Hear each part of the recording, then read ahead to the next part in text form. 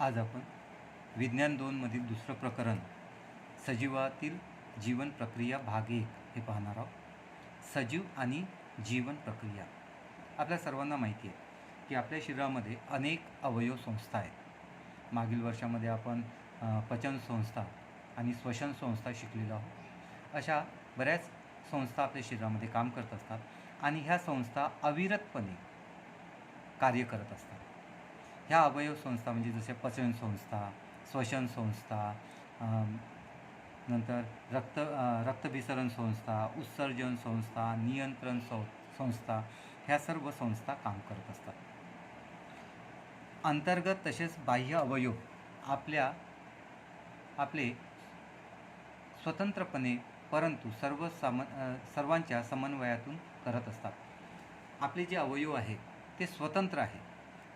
मग ते अंतर्गत असेल म्हणजे शरीराच्या आतमधले अवयव असेल किंवा शरीराच्या बाहेरचे अवयव असेल, हे स्वतंत्रपणे काम करत असतात, परंतु सर्वांच्या समन्वयातून करत असतात। म्हणजे सगळ्यांमध्ये एक समन्वय असतो।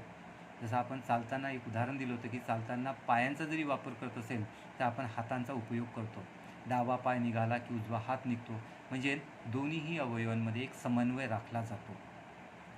संस्था कार्यरत ठेवण्यासाठी आपल्याला ऊर्जेची आवश्यकता असते आणि ही ऊर्जा आपल्याला अन्नातून मिळत असते। म्हणजे कुठल्याही सजीव म्हटलं की सजीवांच्या शरीरामध्ये एवढ्या सगळ्या अवयव संस्था काम करत असतात आणि यांना कार्यरत ठेवण्यासाठी त्यांना ऊर्जेची आवश्यकता असते। तर कार्बोदके, स्निग्ध पदार्थ आणि प्रथिने हे ऊर्जेचे मुख्य स्रोत आहे। या कार्बोदके, स्निग्ध पदार्थ आणि प्रथिने यांचं तंतुकणिकांमध्ये च्या मदतीने ऊर्जा मिळवली जाते। म्हणजे आपण ऊर्जा कार्बोदकेपासून मिळवतो, स्निग्ध पदार्थ आणि प्रथिने। पोषक द्रव्य 5 आहेत: कार्बोदके, स्निग्ध पदार्थ, प्रथिने, खनिजे आणि जीवनसत्वे। पण आपल्याला ऊर्जा फक्त या पोषक द्रव्यांपासून मिळत असते: कार्बोदके, स्निग्ध पदार्थ आणि प्रथिने। म्हणून हे ऊर्जेचे मुख्य स्रोत आहे।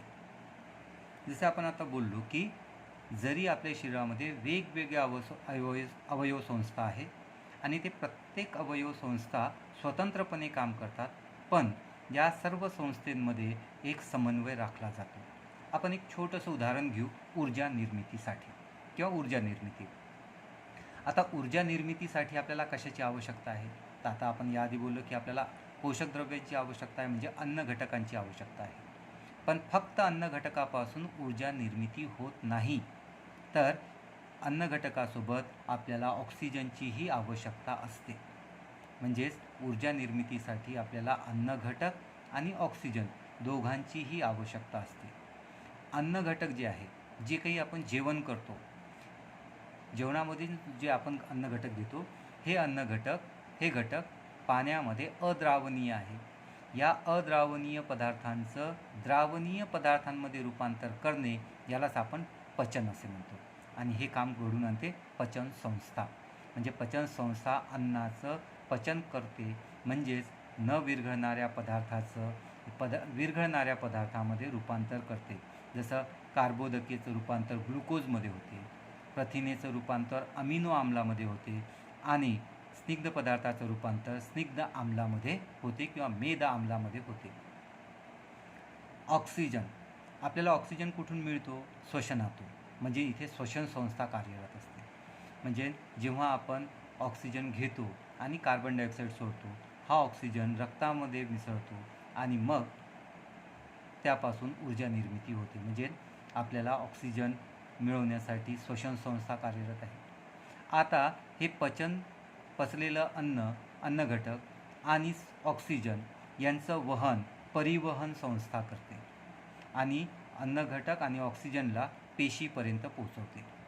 या पेशीमध्ये तंतुकणिकाच्या मदतीने या अन्न घटकाचं ऑक्सिडीकरण घडून आणते ऑक्सिजनच्या मदतीने आणि मग ऊर्जा तयार होते। म्हणजे ऊर्जा तयार होण्यासाठी 3 संस्था काम करत आहेत: पचन संस्था, श्वसन संस्था आणि परिवहन संस्था. म्हणजे जरी ह्या स्वतंत्रपणे काम करत असल्या तरी यांच्यामध्ये समन्वय आहे. तर पहिले अन्नाचं पचन होईल, नंतर श्वसन होईल, पचलेलं अन्न आणि ऑक्सिजन पेशीपर्यंत पोहोचवण्याचं काम परिवहन संस्थेचं आहे.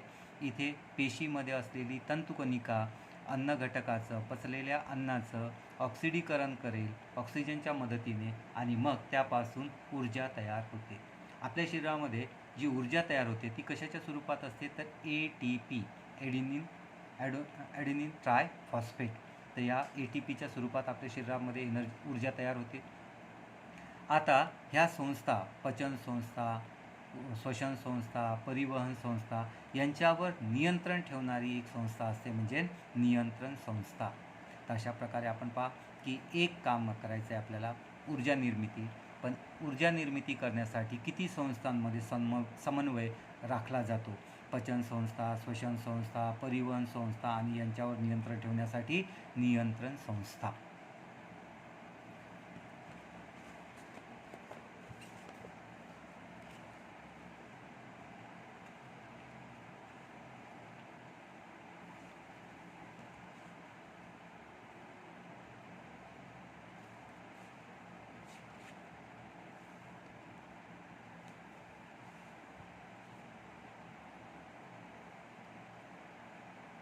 वनस्पती ह्या स्वयंपोषी आहे. वनस्पती स्वतःचं अन्न स्वतः तयार करतात कारण यांच्या पेशींमध्ये हरितद्रव्य असते. या हरितद्रव्याच्या मदतीने ते प्रकाश संश्लेषण करतात आणि अन्न तयार करतात. सर्व सजीवांना अन्नाची आवश्यकता असते, ऊर्जेची आवश्यकता असते आणि ही ऊर्जा अन्नातून मिळते. वनस्पती हे सर्व सजीवांसाठी अन्नाचा स्रोत किंवा ऊर्जेचा स्रोत असतो. तर वनस्पती अन्न तयार करतात. त्यापैकी काही अन्न किंवा काही ते स्वतः वापरतात ऊर्जा निर्मितीसाठी आणि उर्वरित जे अन्न आहे ते फळांमध्ये, पानांमध्ये, खोड, मूळ यामध्ये ते साठवून ठेवतात. तर वनस्पती स्वयंपोषी आहे, स्वतःचं अन्न स्वतः तयार करतात. तयार केलेल्या अन्नापैकी काही अन्न ते स्वतःसाठी वापरतात. उरलेलं अन्न ते पान, फूल, खोड, मूळ यामध्ये साठवून ठेवतात. यांचं सेवन प्राणी करतात. हे वनस्पतींपासून वनस्पती वगळता उर्वरित सर्व सजीव हे परपोषी आहे. ते स्वतःचं अन्न स्वतः मिळवू शकत नाही, ते दुसऱ्यांवर अवलंबून असतात. तर प्राणी या वनस्पतींच्या भागांचं सेवन करतात. म्हणजे यांच्यापासून ते सेवन केल्यानंतर यांना खाल्ल्यानंतर त्यांना यामधून पोषक द्रव्ये मिळतात. जसे कार्बोदके, प्रथिने, स्निग्ध पदार्थ, जीवनसत्वे आणि खनिजे. यापैकी कार्बोदके, प्रथिने आणि स्निग्ध पदार्थ हे ऊर्जा निर्मिती करण्यास मदत करतात. 1 ग्रॅम कार्बोदकेपासून आपल्याला 4 किलो कॅलरी ऊर्जा मिळते. 1 ग्रॅम कार्बोदकेपासून आपल्याला किती किलो? 4 किलो कॅलरी ऊर्जा मिळते. त्याचप्रमाणे 1 ग्रॅम प्रथिनेपासून सुद्धा आपल्याला 4 किलो कॅलरी ऊर्जा मिळते आणि 1 ग्रॅम स्निग्ध पदार्थापासून आपल्याला 9 किलो कॅलरी ऊर्जा मिळते. म्हणजे सर्वात जास्त ऊर्जा देणारा पोषक द्रव्य म्हणजे स्निग्ध पदार्थ. सजीव आणि ऊर्जा निर्मिती. सजीवांमध्ये ऊर्जा निर्मितीसाठी जी प्रक्रिया आपल्या शरीरामध्ये चालते किंवा जे संस्था कार्यरत असते ती आहे श्वसन संस्था. तर श्वसन 2 स्तरावर काम करते. श्वसनाचे 2 स्तर आहे. एक आहे शरीर स्तर आणि एक आहे पेशी स्तर. शरीर स्तरावर आपण काय करतो तर आपण ऑक्सिजन आणि कार्बन डायऑक्साईडची देवाणघेवाण करतो. म्हणजे नाकावाटे ऑक्सिजन आत घेणे आणि कार्बन डायऑक्साईड सोडणे हे झालं शरीर स्तरावर होणारं श्वसन, ज्याला आपण श्वासोश्वास किंवा बाह्य श्वसन असेही म्हणतो. तर शरीर स्तरावर श्वसनामध्ये फक्त एवढंच केलं जाते, वातावरणातून ऑक्सिजन आत घेतला जातो, शरीरातील ऑक्सिजन बाहेर टाकला जातो. म्हणजेच या 2 वायूंची, ऑक्सिजन आणि कार्बन डायऑक्साईडची देवाणघेवाण केली जाते. पेशी स्तरावर पेशींमध्ये अन्नपदार्थांचं ऑक्सिजनच्या मदतीने ऑक्सिडीकरण केलं जाते आणि त्यापासून ऊर्जा निर्माण केली जाते. म्हणजे श्वसन 2 स्तरावर काम करते, एक शरीर स्तर आणि एक पेशी स्तर. शरीर स्तरावर फक्त वायूंची देवाणघेवाण होणे, म्हणजे ऑक्सिजन आत घेणे, कार्बन डायऑक्साईड बाहेर टाकणे. आणि पेशी स्तरावर अन्न पदार्थाचे ऑक्सिडीकरण करून, ऑक्सिजनच्या मदतीने ऑक्सिडीकरण करून ऊर्जा निर्मिती करणे. आपल्या आहारामध्ये कार्बोदकेचं पचन होऊन ग्लुकोज तयार होते आणि या ग्लुकोजचं ऑक्सिडीकरण होऊन ATP ऊर्जा निर्माण केली जाते. आता पेशी स्तरावर, म्हणजे आपण श्वसनाचे 2 स्तर बघितले, शरीर स्तर आणि पेशी स्तर. आता पेशी स्तरावरील श्वसनाचे परत 2 प्रकार पडतात, ऑक्सिश्वसन आणि विनॉक्सी श्वसन.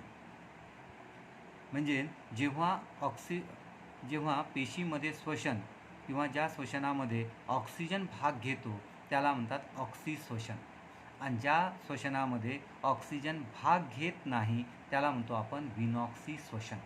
तर पेशी स्तरावरील श्वसनाचे 2 प्रकार, ऑक्सिश्वसन आणि विनॉक्सी श्वसन. ऑक्सिश्वसन म्हणजे ज्यामध्ये ऑक्सिजन भाग घेतो तो ऑक्सिश्वसन, ज्या श्वसनामध्ये ऑक्सिजन भाग घेत नाही त्याला म्हणतो आपण विनॉक्सी श्वसन. ऑक्सिश्वसनामध्ये 3 टप्प्यांमध्ये ग्लुकोजचं ऑक्सिडीकरण घडून येते. म्हणजे ग्लुकोजपासून ऊर्जा मिळवण्यासाठी 3 टप्पे आहेत. पहिला टप्पा आहे ग्लुकोजचे विघटन, दुसरा टप्पा आहे ट्रायकार्बॉक्झिलिक आम्ल चक्र, आणि तिसरा आहे इलेक्ट्रॉन वहन साखळी अभिक्रिया. असे 3 टप्पे आहेत. आपण एकेकाने एक टप्पा समजून घेऊया. तर ऑक्सिश्वसनामधला पहिला टप्पा म्हणजे ग्लुकोजपासून ऊर्जा मिळवण्याचा पहिला टप्पा म्हणजे ग्लुकोजचे विघटन.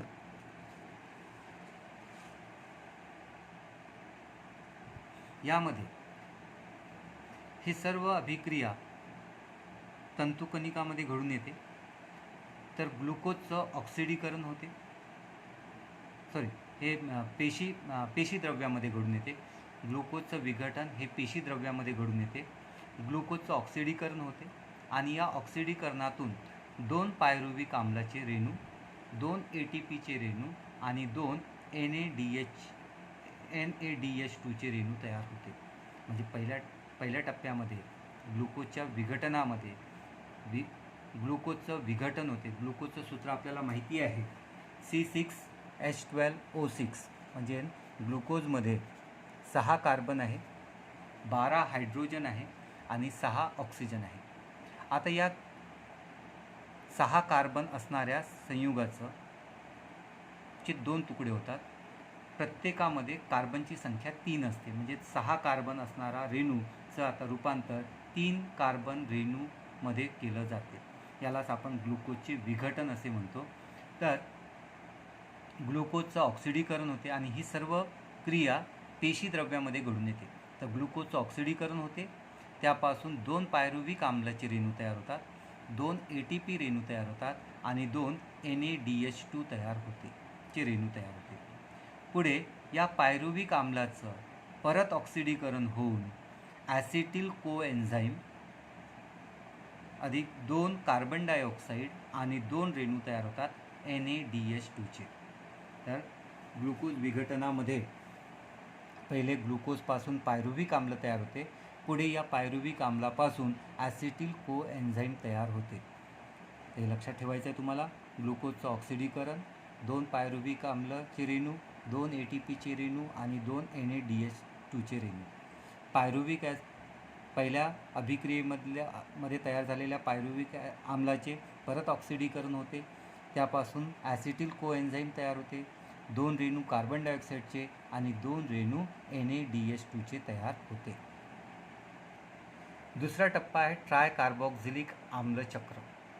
यामध्ये ॲसिटिल कोएन्झाईम म्हणजे ग्लुकोजचं विघटन झाल्यानंतर तयार झालेला ॲसिटिल कोएन्झाईम आता तंतुकणिकेमध्ये प्रवेश करतो किंवा तंतुकणिकेमध्ये जातो आणि तिथे चक्रीय अभिक्रिया घडून येते, ज्याला क्रेब्स सायकल असेही म्हणतात. तर ॲसिटिल कोएन्झाईम आता तंतुकणिकेमध्ये प्रवेश करतो. तंतुकणिकेमध्ये ॲसिटिल कोएन्झाईमचे ऑक्सिडीकरण होऊन कार्बन डायऑक्साईड, H2O म्हणजे पाण्याचा रेणू, NADH2 FADH2 आणि ATPचे रेणू तयार होते. तर हे चक्रीय पद्धतीने घडून येते, म्हणून याला चक्रीय अभिक्रिया असेही म्हणतात. चक्रीय अभिक्रिया.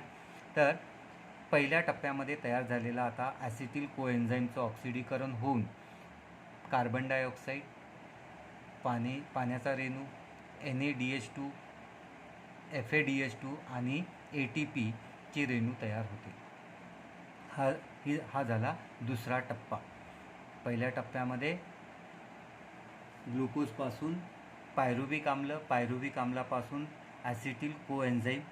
दुसऱ्या टप्प्यामध्ये ॲसिटिल कोएन्झाईमपासून कार्बन डायऑक्साईड, वॉटर, पाणी, NaDH2, FADH2 आणि ATPचे रेणू तयार होते. तिसरा टप्पा इलेक्ट्रॉन वहन साखळी. तिसरा टप्पा आहे इलेक्ट्रॉन वहन साखळी. तंतुकणिकेमध्ये ही अभिक्रियासुद्धा तंतुकणिकेमध्येच राबवली जाते, म्हणजे ही सुद्धा तंतुकणिकेमध्येच घडून येते. जेवढे काही NaDH2 आणि FADH2 आतापर्यंत तयार झाले, मग ते ग्लुकोजच्या विघटनामध्ये असेल किंवा मग ट्रायकार्बॉक्झिलिक आम्ल चक्रामध्ये असेल, या सर्व NaDH2 पासून प्रत्येक NaDH2 पासून 3 ATPचे रेणू तयार होतात आणि प्रत्येक FADH2च्या रेणूपासून 2 ATPचे रेणू तयार होतात. आणि अशा प्रकारे एका ग्लुकोजच्या रेणूपासून आपल्याला मिळते कार्बन डायऑक्साईड, पाणी आणि 38 ATP. म्हणजे एका ग्लुकोजच्या रेणूपासून आपल्याला किती ATP मिळतात? 38 ATP. जेव्हा आपल्या शरीरामध्ये कार्बोदकेपासून ऊर्जा मिळत नाही किंवा कार्बोदकेची कमतरता असते, तेव्हा ऊर्जा मिळवण्यासाठी स्निग्ध पदार्थ आणि प्रथिनांचा वापर केला जातो. जसं उपासमार असेल किंवा उपोषण असेल, जेव्हा आपल्या शरीरामध्ये कार्बोदकेची कमतरता असते किंवा पाहिजे तितक्या कार्बोदके आपल्या शरीरामध्ये नसतात. बरेचदा आपण असं करतो की जेवण केलं नाही, काम जास्त केलं असेल, त्यावेळेस कार्बोदकेंचं प्रमाण कमी जर असेल आपल्या शरीरामध्ये, त्यावेळेस आपल्या शरीरामध्ये या अन्न घटकांपासून सुद्धा आपण ऊर्जा तयार करू शकतो किंवा तयार होते. स्निग्ध पदार्थाचं रूपांतर मेद आम्लामध्ये होते, मेद आम्लाचं रूपांतर ॲसिटिल कोएन्झाईममध्ये, त्यानंतर क्रेब चक्र आणि मग कार्बन डायऑक्साईड, पाणी आणि ATP. त्याचप्रमाणे प्रथिनेचं अमिनो आम्लामध्ये रूपांतर होते, अमिनो आम्लाचं ॲसिटिल कोएन्झाईममध्ये रूपांतर होते, क्रेब सायकल आणि पुढे कार्बन डायऑक्साईड, वॉटर आणि ATP. तर या ठिकाणी कार्बोदके, स्निग्ध पदार्थ आणि प्रथिने यांचे ऑक्सिश्वसन म्हणजे ऑक्सिजनच्या मदतीने केलेल्या श्वसनामध्ये ऊर्जा मिळवण्याची प्रक्रिया. तर सर्वात पहिले कार्बोदकेचं विघटन होते, म्हणजे ग्लुकोजचं विघटन झाल्यानंतर पायरुव्हिक आम्ल तयार होते, पायरुव्हिक आम्लापासून ॲसिटिल कोएन्झाईम, नंतर क्रेब चक्र आणि मग कार्बन डायऑक्साईड, पाणी आणि ऊर्जा. स्निग्ध पदार्थाचं जेव्हा ऑक्सिश्वसन होते तेव्हा स्निग्ध पदार्थाचं रूपांतर मेद आम्लामध्ये होते, मेद आम्लाचं रूपांतर ॲसिटिल कोएन्झाईममध्ये होते, ॲसिटिल कोएन्झाईमचं क्रेब चक्र आणि पुढे ऊर्जा. त्याचप्रमाणे प्रथिनेचं रूपांतर अमिनो आम्लाचं रूपांतर ॲसिटिल कोएन्झाईम, नंतर क्रेब चक्र आणि मग कार्बन डायऑक्साईड, पाणी आणि ऊर्जा. दुसरा जो भाग आहे तो आहे विनॉक्सी श्वसन, म्हणजे ऑक्सिजनच्या अनुपस्थितीमध्ये किंवा ऑक्सिजन भाग घेत नाही त्या श्वसनाला म्हणतो आपण विनॉक्सी श्वसन. यामध्ये कार्बोदकेचं ग्लुकोज विघटन होते, नंतर पायरुव्हिक आम्ल.